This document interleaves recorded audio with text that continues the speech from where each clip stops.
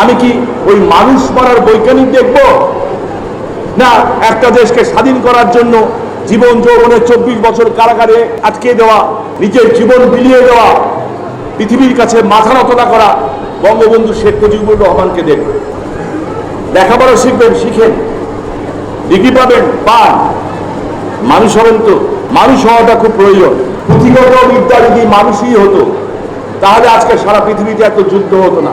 পুঁথিগত বিদ্যা লেখাপড়া শেখার পরে যদি মানুষের মতো মানুষ হতো তাহলে আজকে সারা পৃথিবীর চোখের সামনে ইসরায়েল গাজার বাচ্চা বাচ্চা শিশুগুলিকে গুলি করে হত্যা করতো না, মারতো না তাদেরকে। ওরা তো বিদ্যান, ওয়েস্টার্ন কান্ট্রি, ওরা তো লেখাপড়া জানে, ওরা মারছে কেন? এই বিদ্যা ওরা কোথায় লাগাচ্ছে? সারা পৃথিবীতে যদি এক বছরের জন্য এই অস্ত্র কোম্পানিগুলি এক বছরের জন্য যদি অস্ত্র উৎপাদন বন্ধ করে, পৃথিবীর কোনো মানুষ একদিনের জন্য না খেয়ে থাকবে না আগামী 10 বছর 50 বছর। কিন্তু ওরা অস্ত্র উৎপাদন করবে কেন? ওরা মানুষ মারতে চায়, ওরা বৈজ্ঞানিক, ওরা সায়েন্টিস্ট। এখন আপনার মধ্যে আমি কাকে দেখব? আপনি ডিসিশন দেন। আমি কি ওই মানুষ মারার বৈজ্ঞানিক দেখব, না একটা দেশকে স্বাধীন করার জন্য জীবন যৌবনের 24 বছর কারাগারে আটকে দেওয়া, নিজের জীবন বিলিয়ে দেওয়া, পৃথিবীর কাছে মাথা নত না করা বঙ্গবন্ধু শেখ মুজিবুর রহমানকে দেখবে? ডিসিশন ইজ ইয়োর্স, আপনাকে দেখতে হবে। আমি আপনার কাউকে বলবো না যে আপনি ছাত্রলীগ করেন, আমি এটাও বলবো না আপনি রাজনীতি করেন। তবে আমি এটা বলবো, অবশ্যই সাধারণ ছাত্র, সাধারণ ছাত্রী, কোরআন কলেজ, মহিলা কলেজের আজকে যদি কোথাও কোনো অঘটন ঘটে, কোনো অন্যায় হয়, তোমাদের প্রতিবাদ দেখি না কেন? সেই অন্যায় যদি শামীম ওসমানও করে, সেই অন্যায়ের বিরুদ্ধে তুমি রাস্তায় নামো না কেন? তোমার কাজ কি? শুধু নিজেরটা? তোমার কাজ হচ্ছে এই সমাজকে পরিবর্তন করে দেওয়া। পৃথিবীর বিভিন্ন দেশে শ্রমিক সমাজ আন্দোলন করেছে, আর বাংলাদেশ এমন একটা দেশ যেখানে ছাত্র সমাজ আন্দোলন করে দেশ স্বাধীন করে নিয়েছে। তুমি জানো না হয়তো বা 69-এর গণ অভ্যুত্থানে সারা বাংলাদেশে 11 জন লোক মারা গেছিল। আমি তখন অনেক বাচ্চা।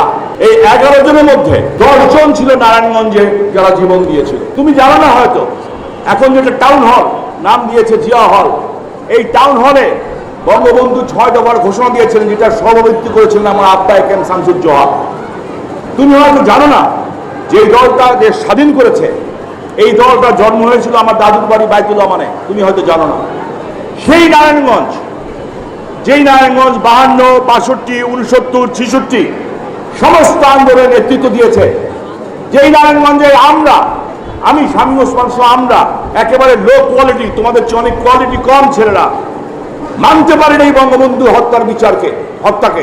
এই জন্য 7 জন ছেলে মিলে এই তুরানগঞ্জের রাস্তার সামনে জেনারেল জিয়া জিন্দাবাদ জিন্দাবাদ দিয়ে 7 জন ছেলে হাত বাড়িয়েছিলাম, উনি হাত বাড়িয়ে দিয়েছিল, ওরা হাত ধরে ঝুলে বলেছিলাম খুনি জিয়ার গদিতে আগুন জ্বালো একসাথে। প্রচন্ড মারা হয়েছিল, মোটরসাইকেল পায়ের ভিতর দিয়ে ঢুকিয়ে চারি মেরে উড়িয়ে দেওয়া হয়েছিল। আমরা কিন্তু ব্যথা পেয়েছি, কিন্তু মজা পেয়েছি বেশি। পরে আলোচনা করেছি আমরা কে কতটুকু বেশি মার খেলাম, কিন্তু জিয়াউর রহমানকে ফ্ল্যাগ নিয়ে ঢুকতে দেই নাই।